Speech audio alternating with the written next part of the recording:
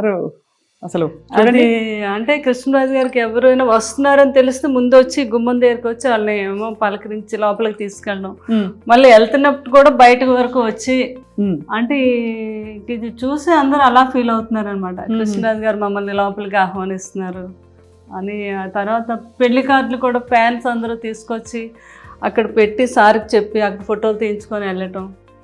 ఎంత అసలు రియలిస్టిక్ గా కుదిరింది. ఎంత బాగా పిఠాపురం వాళ్ళది, వాళ్ళంతా తరతరాల నుంచి కృష్ణరాజు గారి అభిమానంతో ఎవరూ నమ్మట్లేదు. ఎక్కడో ఏంటో మనం మేడం చచ్చాడు అక్కడ చేస్తారు అసలు, అలాంటి మన వాళ్ళు ఎంత గొప్పగా చేశారంటే గ్రేట్ అని అందరూ చెప్పడం. ఇప్పుడు కృష్ణరాజు గారు మరి బాహుబలి పెద్ద సినిమా చూసినప్పుడు ఏమనేవారు ప్రభాస్ గారికి? అసలు ఆనందం ఇంకా ఇంత అంతా కాదు కదా. ఇక్కడ బాహుబలి ఫోటో చూసి నేను అక్కడ అది ఫ్యాన్స్ అందరూ ఇస్తూ ఉంటారు, అది వాళ్ళు పాపం డై హార్ట్ ఫ్యాన్స్. మీరు వాజ్పేయి గారితో ఉన్న ఫోటో? అవునండి, అప్పుడు మా పెద్ద పాప ఫస్ట్ ఇయర్ ఆయన ఎవ్రీ బర్త్డేకి వెళ్ళే వాళ్ళం. నేను ఎంత బుజ్జి తల్లిలో ఉన్నారు. పెద్ద పాప అమ్మాయి అది. మీరు అవునండి, నేనా? ఎంత బుజ్జి తల్లిలో చక్కగా డ్రెస్ చేసుకుని. అది బిల్లా సినిమా షూటింగ్ అప్పుడు మలేషియాలో అండి. పిల్లల్ని కూడా మిస్ అయ్యేవారు కాదు, అంతలోకి అన్ని దేశాలు తిప్పారు పిల్లల్ని కృష్ణరాజు గారు. బాగా ఇష్టం ట్రావెలింగ్ కూడా. మరి అందరికి మంచి చెడు చెప్తారు. ప్రభాస్ గారిని ఎప్పుడు పెళ్లి చేసుకోమని చెప్పలేదా? గట్టిగా చెప్పారు నువ్వు చేసుకోవాలంటే సున్నితంగా అబ్బాయికి నువ్వు చూసావు కదా కన్నమ్మ, కన్నమ్మ మీ పెద్ద బాధ్యని ఎలా చూసుకుంటుందో అలా ఎప్పుడైనా కూడా భార్య అలా చూసుకుంటుంది భర్తని, ఎప్పటికైనా ఉండాలమ్మా ఆలోచించు అంటారా? అలాగే పెద్ద బాజీ, అంతే అలా పెద్ద బాజీ ఏం చెప్పినా కూడా అలాగే పెద్ద బాజీ అనేవారు అనమాట ఆయన. అది బాబుకు కూడా చాలా లేడీస్ అని చాలా రెస్పెక్ట్, చాలా పద్ధతి బుద్ధిమంతుల్లా కనిపిస్తారు. పెళ్ళి అన్నా అదన్నా చాలా గౌరవం అండ్ చాలా కనిపిస్తున్నారు. అసలు బాబు గురించి ఎంత చెప్పినా తక్కువే. నేను నా అనుభవంతో చెప్తున్నాను. ఆయనకుండే ప్రేమ, ఆయనకుండే రెస్పెక్ట్ మామూలు కాదండి. అందులోకి వాళ్ళు పెదబాజీ గారు మీద ఉన్నంత ప్రేమ కానీ నేను అసలు ఎక్కడ చూడను. అంత ఇష్టం అనమాట, ఒక దేవుడిలాగే చూసేవారు. అంత ఇష్టం ప్రభాస్ గారు. ఈ ఫోటోలన్నీ ఇది నిన్నే ఎవరో ఒక అభిమాని ఇలా వేసి పంపించింది మా ఇద్దరు. ఎవరో ఒకరు అలా పంపిస్తూనే ఉంటారు. ఆయన పురస్కారాలు అలా ఎన్ని వచ్చాయో. అవును, నంది అవార్డ్స్ అప్పుడు కృష్ణరాజు గారు వాళ్ళకి ఫస్ట్ గవర్నమెంట్ ప్రకటించాక నంది అవార్డ్స్ ఫస్ట్ నంది కృష్ణరాజు గారికి వచ్చిందండి. అది అప్పుడు గవర్నర్ అంట ఆయన. ఆయనేమో మన కాసు బ్రహ్మానంద రెడ్డి గారు అప్పుడు సీఎం కదా ఆయన. అదే ఫస్ట్ నంది మనకే వచ్చింది, అమరదీపం. ఇదేమో అందరూ ఉండే ఫోటోగ్రాఫ్. అప్పుడు జ్యోతి చిత్రాలు వేసేవారు కదా, ఎవరో ఒక అమ్మాయి అలా చేసి పంపించారు.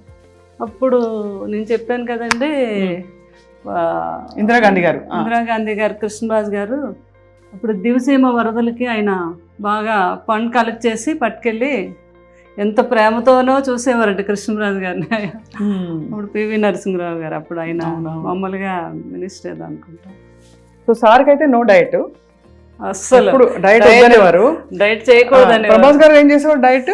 ప్రభాస్ గారు మామూలుగా ఆయనకి ఉంటది కదా ప్రోటీన్లు అవి ఏం తింటారు అంటే తింటారు కానీ అన్నీ చాలా ఆయిల్ లెస్, తర్వాత కొన్ని మిల్క్ ప్రోడక్ట్స్. కూరలన్నిట్లో బాగా ఆయిల్ పడుతుందిగా మరి? లేదు, ఆయిల్ లేకుండానే చేయించుకుంటారు. Only one day cheat day ఉంటుంది ఆయనకి. ఆ రోజు ఉన్నప్పుడు బాహుబలి తాళి అంతా ఉండాలన్నమాట. ఓహో, ఆయనకి. అవునా? అందులో ఆయనకి ఏం నచ్చితే ఏం తింటారో అని అందరూ అన్ని రకాలు మొత్తం. ఆ టైంలో నాకు ఫోన్ చేస్తారు. ఆయనకి గుత్తొంకాయ కూర ఇష్టం బాగా, అది నేను బాగా చేస్తాను. అది పులుసు కొన్ని డిష్లు నేను పంపిస్తాను. కన్నమ్మ ఈరోజు అన్ని డిష్లు ఎన్ని వచ్చినా నాకేమీ నచ్చలేదు, మీరు పంపించిన పులుసు వంకాయ కూర అదిరిపోయింది. అదే ఇంకా మీ మనసు నిండిపోతుంది మీకు. మరి మీరు డైటింగ్ చేస్తారా ఎప్పుడైనా? డైటింగ్ అంటే ఎన్నో సంవత్సరాల నుంచి నైట్ రైస్ తిన్నాను, ఏదో ఒక టిఫిన్. మధ్యాహ్నం మాత్రం బ్రౌన్ రైస్. బయటకు అది వెళ్ళినప్పుడు మాత్రం నో డైట్. సో ఇలా తీసుకెళ్ళి గెస్ట్లని అక్కడ కూర్చునేవారా?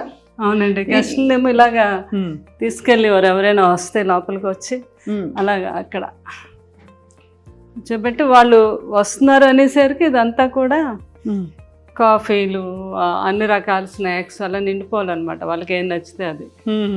వచ్చిన వాళ్ళందరూ ముందు రాగానే అవి చూసేవారు. అదే కృష్ణరాజు గారు, అది బొబ్బుల బ్రహ్మన్న, అవును, తాండ్రపాపారాయుడు. అసలు ఈ రాచరిక పాత్రల్లో మామూలు టీవీ కాదు అసలు. అవునండి. శ్రీకృష్ణదేవరాయలు అంటే నిజంగా ఇలాగే ఉంటారేమో అనుకున్నారు శ్రీకృష్ణదేవరాయలు. కృష్ణరాజు గారు ఆ సినిమాలోదండి ఆ క్యారెక్టర్ శ్రీకృష్ణదేవరాయలు. కృష్ణ గారు సొంత సినిమా అది. ఈ పూజ ఇక్కడ పెట్టారు కదా మీరు రాగానే, ఇది సార్ ఇష్టమా మీ ఇష్టమా? చాలా ఇష్టం.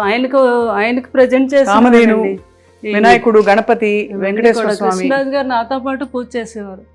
చాలా భక్తి ఆయనకి. ఇప్పుడు ఇది అమ్మవారు అయితే ఎప్పుడో 50 years ఓల్డ్ అమ్మవారు అది.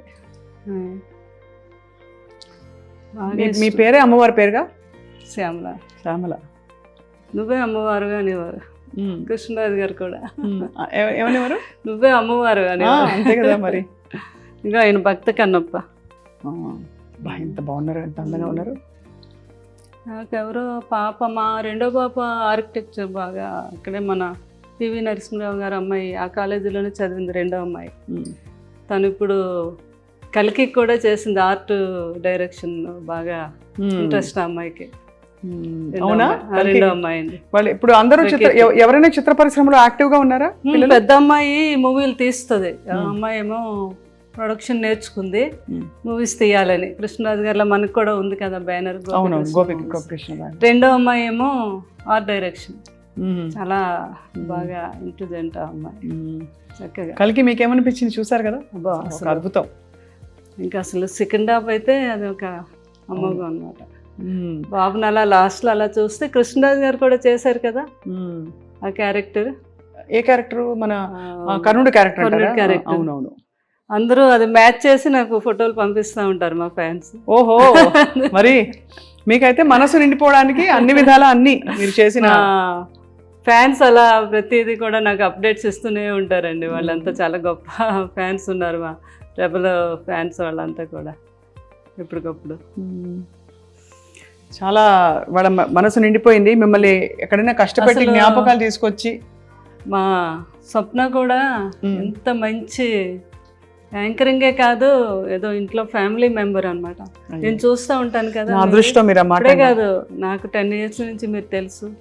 మీరు మాట్లాడే విధానం మెయిన్ ఏంటంటే లేడీస్కి మీరు ఇచ్చే ఆ రెస్పెక్ట్, వాళ్ళతో మాట్లాడే ఆ విధానం, అందులో ఆ ప్రేమ కనిపిస్తూ ఉంటుంది. నాకు చాలా ఇష్టం.